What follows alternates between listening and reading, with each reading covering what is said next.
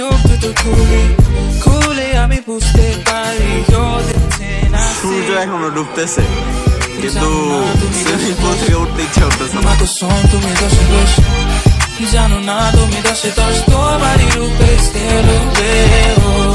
জানো না তুমি দশে দোষ মাকে শোন তুমি দশে দোষ জানো না তুমি দশে দোষ তোমারই রূপে আমাকে কেউ ধরো আসক্ত আমি হয়ে গেছি দেহ তোমার অষ্টম আশ্চর্য জানো